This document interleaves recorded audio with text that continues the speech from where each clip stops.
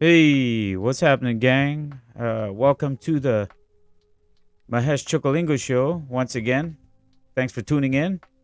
So I just wanted to share with you a video I came across today with Robert Kiyosaki and kind of just share with you some great tips in personal finance and investing.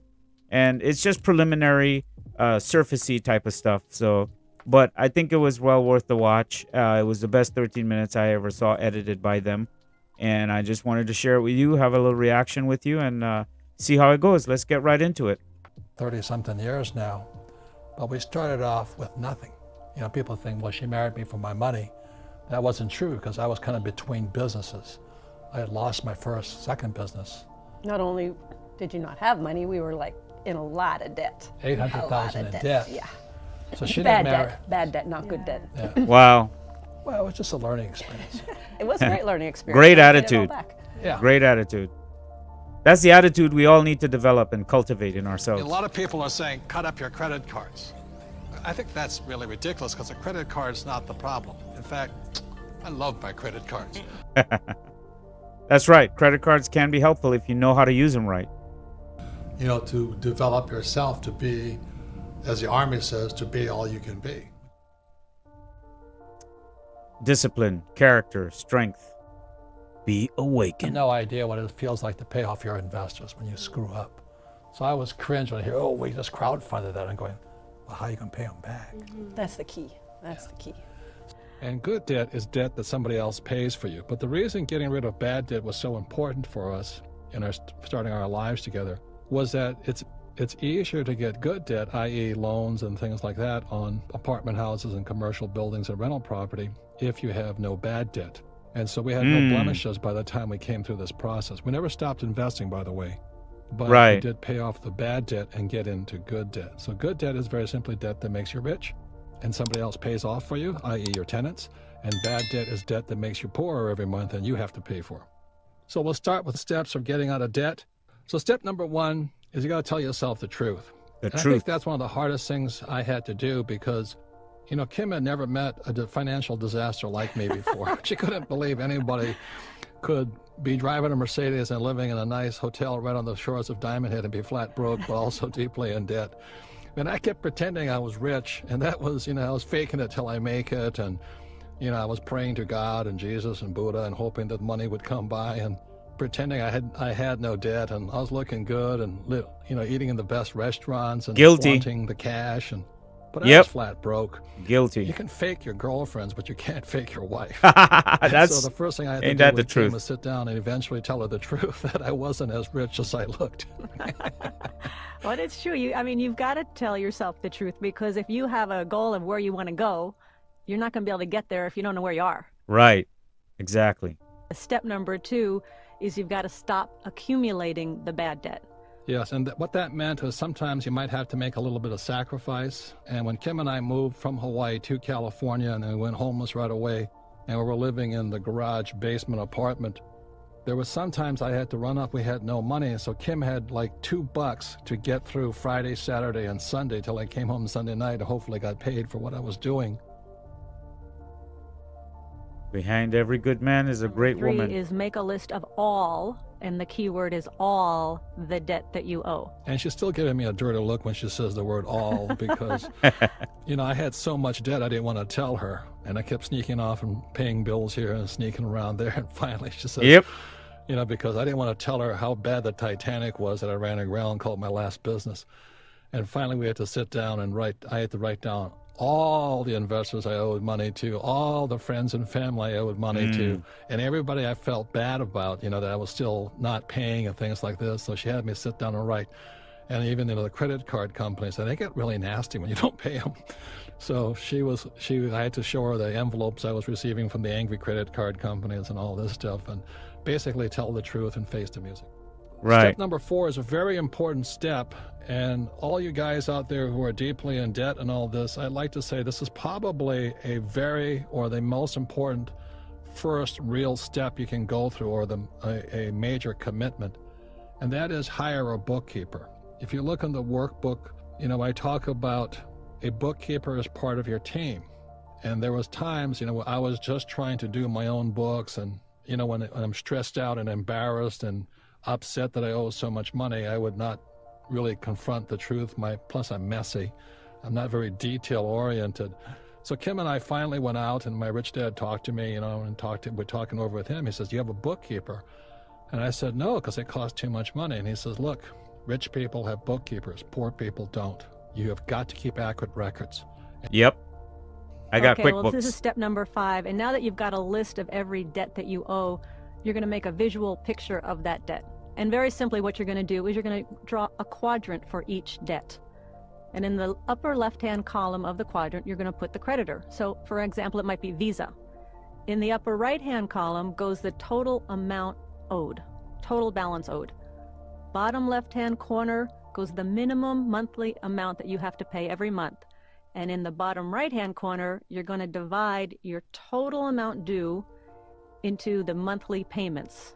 Is So that in the correct? example in the workbook, it's Visa, minimum $100 a month, $2,000 total payments, and that means the number 20 means it'll take you 20 months to wipe out this debt. Yeah, you basically take Right. the total amount due, which is 2,000 divided by 100, and Right. that equals 20 months. So for every single debt that you have, you're going to draw this visual. And again, refer to the workbook because it's in there. It'll make it very, very clear. But for Right. every single debt, you're going to set up this quadrant, and you're going to have this circled number that says how many months it will take to pay these off. There are also When Kim and I apps. met, we had nothing. It took us 10 years to go from nothing to financially free. Wow. So she was 37, I was 47. Discipline, man. But Pure that's the discipline. power of focusing on Asset column. assets versus liability. Most people are so busy working for money, so busy trying to pay their bills, and so busy buying liabilities they think are assets. So my first gift to Kim was the counting game to get her head in here, and today we're financially free. You know, that's the whole thing. So everybody can do it. It's a matter of putting your head into the right column. And then for me, it was in '73, I took my first real estate investment course here. I'm free. Yeah. You know, I lost money, made money back, but I never got out of the asset. You know, there's a lot of people who can't make $1,000, and the reason they can't make $1,000 is because mentally, emotionally, spiritually, and physically, they're not capable of making $1,000, whatever the case is. So Kim and I today are in the multi-millions of dollars in making money. Challenge But we accepted. wouldn't have gotten there because one time we were having trouble at $1,000. So every time we had a problem, we had to get bigger than the problem.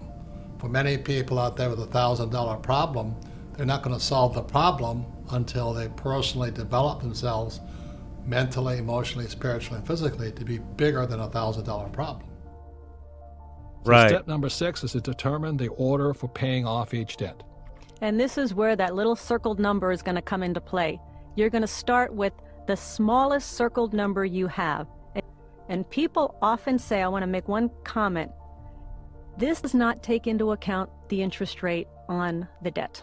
And Right. shouldn't I pay off my biggest interest rate first? Don't we Yeah. want to get the one with the highest interest rate off the books first? Yeah. Not necessarily in this formula. In this formula, you want to see a result quickly. You want to know that this formula works. So we're going to take the shortest debt that you have, the one that you can pay off the quickest. And when you see that result, when you see that paid off, you can see the formula working, you have a win, it'll encourage you to move forward. So that's Okay. why we start with the smallest number. Got it. So it's nothing, as Kim says, it's not about the interest payment, it's the fastest one you can wipe out immediately. Right. So you see the results. So when you you look get at motivated. the average person, they have a job,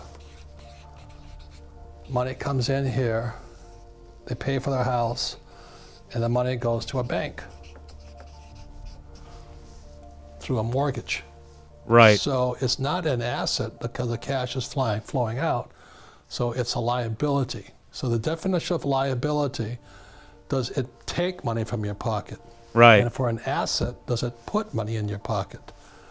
So when I have a rental property here, it puts money in my pocket. So if I live in the house, it's a liability because even if I have no debt on it, I still have taxes, depreciation, repairs, and upkeep, insurance, and all this. When I rent a property, I've done a good job buying it and structuring it. Every month it sends me money. So I started off when I was 25. I had a little 1-bedroom condo, and it put $25 in my pocket. You guys start small. It was a start. Start small. So this was good debt. You see, the debt also went out and paid, but it also put $25 in my pocket. Right. So net, I was making money from my little house. I got it. So Cash today, flow. my wife Cash and I flow. own 6,500 of them. Wow. And every month, 6,500 houses put money in my pocket. My people who live in them love me and all this because they have a place to live. But all of this comes from debt. So they're 100% financed here. It's all debt. So this is good debt. And what makes it good debt are the two most important words: cash flow. We became financially free instead of going back into debt or just spending that cash on doodads and things like this. For those of you who are rich dad, poor dad, or played the cash flow game, you know what we do is we invest that money even faster. So in this case, Right. All that money, instead of spending it, we just kept buying more properties, Correct. stocks, bonds. Correct. Never buy mutual funds. That's my But approach. we had money to invest at even greater rate of space, and that's how our investment rate went from 30% up to 80% today, and is now in the millions of dollars we're continuing to reinvest. And we live off of our cash flow from our properties. Right. So it's really interesting how this process starts to snowball. It's a compounding effect of getting richer and richer faster. So this process of getting out of debt was how we started in 1984, and I was really in bad shape.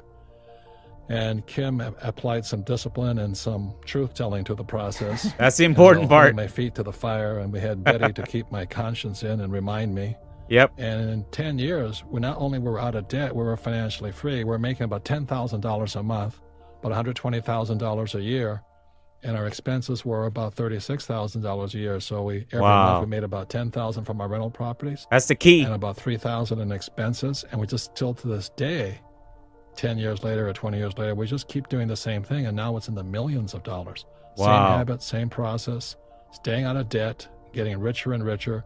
Well, we have a lot of good debt, lots and lots of apartment houses and commercial buildings, but that's good debt. And that's how we get richer and richer and reinvesting it. And we don't believe in living below our means. I mean, today, you can say, well, when do we start enjoying our money? Today, Kim and I own about 7 cars, lots of houses.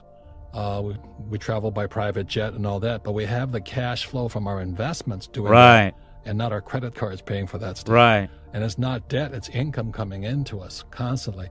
So our assets from our investments buy our liabilities today. And the reason so many people get in trouble in the first place is they buy liabilities first, and then they try and buy assets second, and it never happens. They just keep buying more liabilities like cars, boats, and things like this. By getting out of debt, bad debt, and then buying assets, now our assets buy our liabilities. So we still have a great lifestyle, incredible lifestyle. The best thing is we don't have to worry about money. We don't have to worry about anything, because we always have more and more money coming in because Right. the process keeps going. Cash Takes flow. discipline and dedication. System. And remember, it is a process. Mhm. It's a process, from going from where you are to where you want to be. That's right. And if you don't have dedication and discipline, the process falls apart, not because it's a bad process, but because you lack discipline and dedication. Wow. Powerful. Amazing stuff. I liked it. I thought it was very eye-opening for me. I've been a fan of Robert Kiyosaki since I was a young man. I got introduced to Robert Kiyosaki when I was approximately around 20, 21, 22 years old. I read his first book, Rich Dad, Poor Dad. And I've always followed the philosophy of Rich Dad, Poor Dad in a lot of ways. And believe me, it takes discipline, it takes practice, it takes focus. Sometimes our life can get chaotic, and then we fall off the wagon and we get into debt, and we just do stuff, right? We mess up. But the beautiful thing about having Robert Kiyosaki's Rich Dad, Poor Dad cash flow quadrant in my head all these years is that anytime I fell off the wagon, I always had a structure kind of like a religion or like a philosophy to come back to. And so for that, I want to thank Robert Kiyosaki for always being there for me since I was a young man. And I love his educational content. His game is nice. If I could gift buy his Rat Race, I think it's the name of the game. It's a great game. It's very similar to Monopoly, except a little bit more educational. It actually makes you get more involved in doing balancing and auditing yourself financially and stuff. So it's a great game.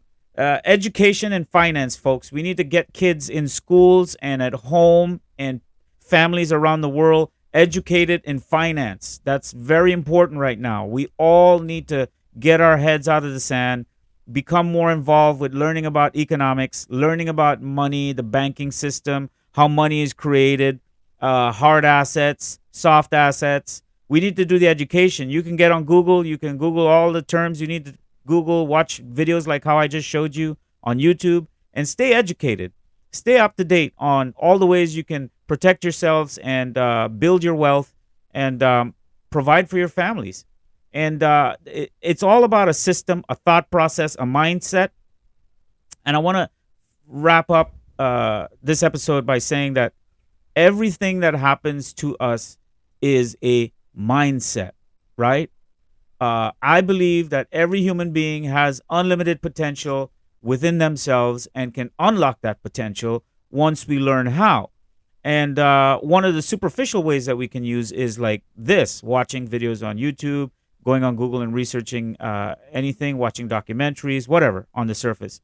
But the main one is self-discipline and spiritual work and healing and kind of working through our stuff. The more organized you become as a human being within yourself, it's the more that wealth sort of just opportunities just start popping up around you, and you're able to see it and reach out and grab the opportunities when they present themselves. Basically, he laid out his plan that him and his wife did. The first one, was truth.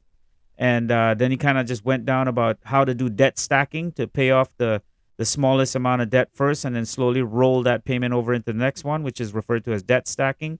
And once you clear up your debt, to basically use your good credit and history of clearing up your debt to go to the banks with a business proposal of some kind, which I'm sure his company could offer it, or other companies out there. Or you could go on Google and type in a business plan and download one on rental properties or whatever, and get it modified by an accountant and a lawyer, and take that documentation to a bank and say, hey, I have a location scouted, and I want to set up this business and do this kind of real estate, blah, blah, blah, blah, blah, lay it out. And so there's help out there, SBA, online, in-person mentorship programs, and just networking with people. You can learn a lot. So I just wanted to share this video. I wanted to give you some hope, some inspiration, and some knowledge that we all have the power to change our lives if we all just start from within. All right. God bless. Thank you. Like, share, subscribe, and comment down below. And please, guys, give me a thumbs up when you start watching the show. And share if you like the content. And again, comment. I'm going to repeat it over. Please subscribe. Thanks for watching. Catch you guys on the next one.